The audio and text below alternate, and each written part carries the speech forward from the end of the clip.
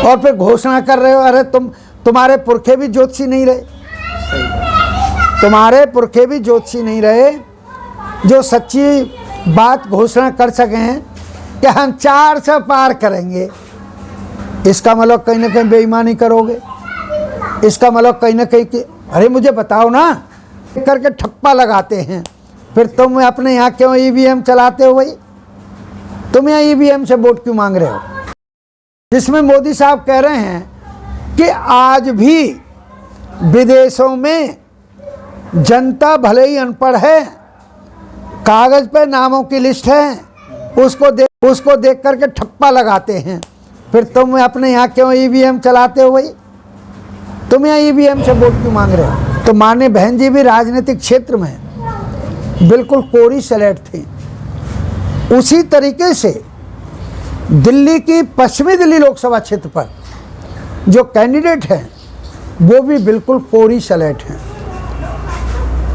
जो सिखाया जाएगा राजनीति में वो सीखेंगे, और जैसा तैयार किया जाएगा हमारे जो पदाधिकारी लोग हैं और उच्च स्तरीय हमारे साथी हैं उनके द्वारा, वो अगर सीख गई तो परिपक्व नेता बन जाएंगी और वोट के मामले में अब की बार पिछले रिकॉर्ड को तोड़ेंगे, पिछले रिकॉर्ड को तोड़ेंगे। पूरी दिल्ली में रिकॉर्ड टूटेगा।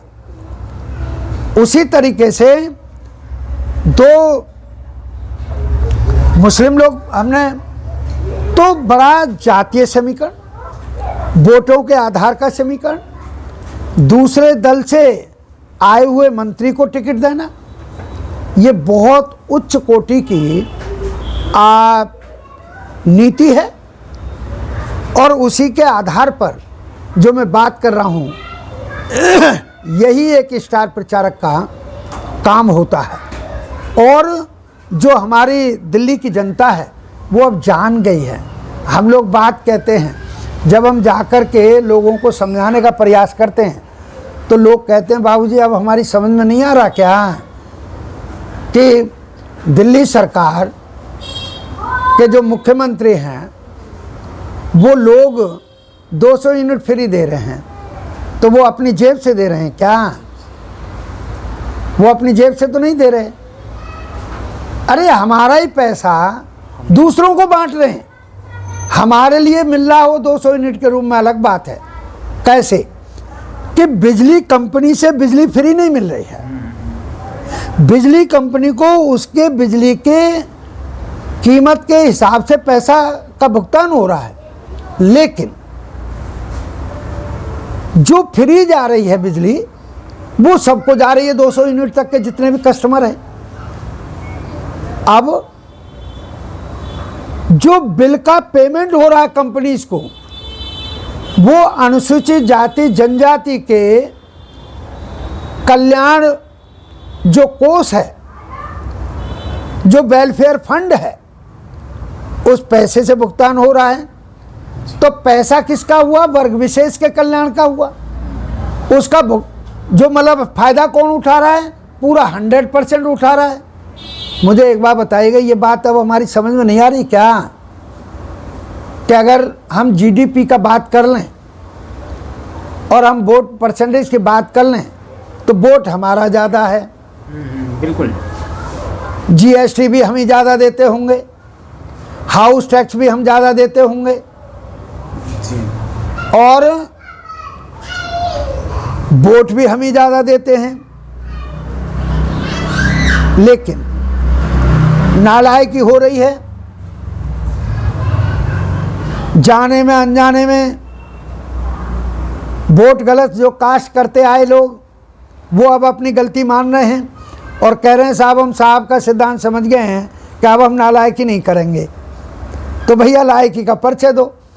तो जीडीपी में जो हमको लाभ मिलेगा वो तो 3% मिलेगा, और जो उसमें हमारा सहयोग रहेगा वो 90% ही रहेगा। कमाल की बात है, वोट हमारा 90%, 85% तो कन्फर्म है। लेकिन साहब के सिद्धांत पे कि सर्वजन हिताय मान्य बहन जी के नारे पर, सर्वजन हिताय सर्वजन सुखाय के नारे पर अगर मैं सोच लूँ तो 90% हो गया वोट। तो मतलब 90% जीडीपी का लाभ दूसरे लोग उठा रहे हैं, 10% वाले लोग, और उसमें जो सहयोग है वो हमारा सहयोग है, लेकिन लाभ 3% मिलेगा। तो अब लोगों को हम लोग समझाने लगे हैं और लोग समझने भी लगे हैं। और जो बस एक ही तो बात है, खतरा है तो बस एक ही है, वो जो ईवीएम वाला खतरा है। हालांकि कुछ बात कही है इलेक्शन कमीशन ऑफ इंडिया ने और सुप्रीम कोर्ट ने इस पे टिप्पणियां भी की हैं और धन्यवाद के पात्र हैं सुप्रीम कोर्ट। हम तो ये उम्मीद कर रहे थे कि पुराने वाले पैटर्न पर चुनाव होंगे, क्योंकि इतनी रिट लगी हुई हैं, तो शायद जल्दी प्रोसेस हो गया होता और ये चुनाव की घोषणा न हुई होती, तो संभव है जो ये रवैया है। अरे देखो ना साहब, मैं पुनः कह रहा हूँ कि इस तरह की एक वीडियो वायरल हो रही है जिसमें मोदी साहब कह रहे हैं कि आज भी विदेशों में जनता भले ही अनपढ़ है, कागज़ पे नामों की लिस्ट है, उसको देख करके ठप्पा लगाते हैं। फिर तुम अपने यहाँ क्यों ईवीएम चलाते हो भाई? तुम यहाँ ईवीएम से वोट क्यों मांग रहे हो और फिर घोषणा कर रहे हो? अरे तुम्हारे पुरखे भी ज्योतिषी नहीं रहे, तुम्हारे पुरखे भी ज्योतिषी नहीं रहे जो सच्ची बात घोषणा कर सकें कि हम 400 पार करेंगे। इसका मतलब कहीं ना कहीं बेईमानी करोगे, इसका मतलब कहीं ना कहीं कि अरे मुझे बताओ ना, जितनी सीट की बात करते हो पिछली बारों में देखा है और जितनी वोटों से बात करते हो उतना रिजल्ट निकलता है।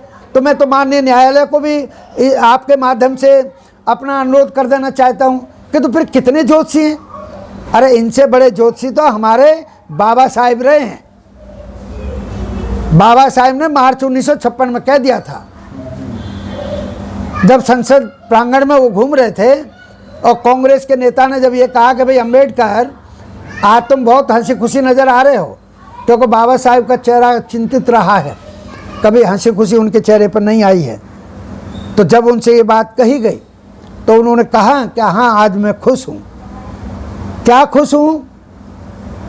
कि जो संविधान में प्रोविज़न कर दिए गए हैं, अगर उनको मेरे वंशज, मेरे समाज के लोग समझ गए, मान गए और उन पर चल कर के काम करने लगे, तो इस देश में आज से 40 साल बाद मेरा वंशज शासक होगा। तो इतने बड़े ज्योतिषी कि मार्च 1956 में घोषणा की और जून 1995 में देश के सबसे बड़े प्रदेश उत्तर प्रदेश पर बाबा साहिब के वंशज की, हमारे वंशज की, आपके सबके समाज की बहन बेटी माननीय बहन कुमारी Mayawati ji chief minister of UP बन गई थी। तो ज्योतिषी तो ये है, ज्योतिष का काम तो ये, आंकड़न तो ये, डाटा तो ये। मानवर कांशीराम साहब ने वही तो टेक्नोलॉजी ली कि वो लोग 15 हैं, हम 85 हैं, वोट हमारी 85 हैं, 15 का शासन होता है। तभी तो नारा दिया ना साहब ने कि 15 पे 85 का, 85 पे 15 का शासन नहीं चलेगा, नहीं चलेगा। वोट हमारा, राज तुम्हारा, नहीं चलेगा, नहीं चलेगा। तख्त बदल दो, ताज बदल दो, बेईमानों का राज बदल दो। ये बात आज जे सलम के लोग कहते हैं और वो कहते हैं बाबूजी अब हमारी समझ में आ गई है। कहते हैं बाबूजी अब आप इस काम को दूसरे लोगों को भी समझाओ जो धनाढ्य बन गए हैं बाबा साहिब की मेहनत के आधार पर। हम तो समझ गए हैं। क्या समझ गए हैं? कि अब वो पुराना टाइम नहीं है। अब हम जान गए हैं कि प्रत्येक पोस्ट कॉलोनी के पास एक जे कॉलोनी क्यों बसाई जाती है। हर पोस्ट कॉलोनी के पास दिल्ली जैसे शहर और दूसरे बड़े शहरों में, मेट्रो सिटीज़ में एक जे कॉलोनी क्यों बसाई जाती है कि सस्ता वर्कर मिल जाता है, सस्ता वोटर मिल जाता है, सस्ता, बड़े खुले शब्दों में बोल रहा हूँ, सस्ता सेक्स मिल जाता है। मेरे विद्वान साथियों, ये दिल बड़ा दुखी है इस बात पर कि जो मेरे समाज की बहन बेटियां इन पूंजीपतियों के, अमीरों के घर में झाड़ू पोछा करने जाते हैं, उन बहन बेटियों को ये अच्छी निगाह से नहीं देखते हैं। तो आज वो बहन बेटियों के ये डायलॉग हैं, ये अल्फाज हैं कि बाबूजी अब हम समझ गए, अपनी इज्जत आबरू जान गए हैं। मैंने कहा तो अगर आप अपना इज्जत आबरू जान गई हो, उसका सम्मान करना सीख गई हो, तो वोट भी उसी इज्जत आबरू की पहचान है। अगर वोट का सौदा नहीं किया तो इज्जत आबरू सुरक्षित रहेगी, कोई कुछ बिगाड़ नहीं पाएगा, क्योंकि आपकी नेता भी आयरन लेडी माननीय बहन कुमारी मायावती जी हैं। तो इसलिए आज बहुजन समाज पार्टी की तरफ वोटर का, आम वोटर का, विशेष वर्ग वोटर का रुझान बना है और रिजल्ट चौंकाने वाले होंगे जी। ये मेरा वायदा और इरादा है। इसलिए मेरा तो आपसे भी अनुरोध है कि जो सच्ची और अच्छी बातें हैं उनको आप लोग भी वैसे तो लगे हो, दीन ईमान के साथ लगे हो, इसमें कोई दो राय नहीं। अगर सोशल मीडिया न होता तो संभव है हमारे पास कोई जानकारी नहीं होती, बस वही नारा लगता, ओए ओए वाह वाह, इसके अलावा और कुछ नहीं होता। लेकिन आज लोग, आप धन्यवाद के पात्र हैं। हाँ, मैं मानता हूँ कुछ सोशल मीडिया के भी जो स्वार्थी लोग हैं, जो बहुजन समाज पार्टी के भी, पता नहीं माननीय बहन जी के पास तक कैसे पहुंच जाते हैं ऐसे निकम्मे लोग, कौन सा रास्ता उनको मिल जाता है, सही बात, जो वहाँ तक पहुंच जाते हैं, प्रवक्ता बन जाते हैं, पत्रकार बन जाते हैं पार्टी के, और जाकर के फिर थोड़ी सी दिन पीछे गाली बकते हैं, माननीय बहन जी को भी उल्टे सीधे शब्द बोल देते हैं, पार्टी को भी सिद्धांतों के खिलाफ बोल देते हैं, और पहले से तो वो बोल ही रहे थे। तो उस काम में भी हम लोग लगे हैं, स्टार प्रचारक हैं। हम लोगों की कहीं अगर कोई खामी है, हम उसको दूर कर रहे हैं और अपने वोट प्रतिशत को पूर्णतः बढ़ाने का, और पूरे देश में 50 से 60 के बीच सांसद ला करके उस सिद्धांत को भी लागू करने के पूर्णतः मूड में हैं। कौन सा सिद्धांत? कि जब इस देश में 20, 21, 22 MP वाला आदमी प्रधानमंत्री बन सकता है, तो फिर माननीय बहन जी क्यों नहीं बन सकते हैं। अगर मैं कह दूं तो ये जातीयता का ही तो असर है कि ST का आदमी बंद रहेगा जेल में, उसको मौका नहीं मिलेगा, और सवर्ण को मौका मिलेगा कि तू प्रचार कर, 2 को जा कर के सरेंडर करेगा, क्योंकि दिल्ली और पंजाब में चुनाव बाकी हैं। तो ये जो एक ब्राह्मणिज्म की जो बू आती है संविधान के प्रति भी, इससे बचा लो। और मेरा जो वोट डालने वाला दिन आ रहा है 25 मई, बस उस दिन एक सावधान रहना कि वोट की चोरी न हो पाए। कैसे रोकेंगे सर EVM के रहते हुए? हाँ, वो रुकेगी। वैसे तो चोरी तो EVM के पास तक जाने से पहले भी हो जाती है। बिल्कुल बिल्कुल। जैसे मैंने 5 साल तक वोट पकाई, तैयार की, बनाई, ताई को पूरा समझाता रहा, अरे ताई तेरी अगर कोई नेता है तो बहन कुमारी मायावती है, तेरा कोई राजनीतिक दल है तो वो जो है बहुजन समाज पार्टी है। अगर बहुजन समाज पार्टी को बनाने वाले आज के संत महापुरुषों में अग्रणी हैं, और जिन्होंने इस देश में तो मनुवाद की जड़ें हिला दी, सभी राजनीतिक दलों को धूल चटा दी, ऐसे अगर कोई हैं तो मान्यवर कांशीराम साहब हैं, और वो ताई भी मान गई। सुबह को वोट देने जा रही है, बूथ की तरफ चल रही है, रास्ते में चोर मिल गया। कौन सा चोर? वोट चोर। वोट चोर कहता अरे ताई कहाँ जा रही है? ताई बोली भैया वोट डालने जा रही हूँ। कहते अच्छा ताई बताइयो वोट किसको देगी? तो ताई ने कहा, साहब का नाम सुन करके, देख भैया साहब ने कहा, कांशीराम साहब ने कहा है कि वोट वोट में पड़ती है, इसलिए मैं नहीं बताऊंगी किसको वोट डालने जा रही हूँ। अरे ताई मैं भी तो तेरा ही हूँ। वो कहता है वोट चोर, ताई मैं भी तो तेरा ही हूँ, बता दो सही वोट किसको डालेगी?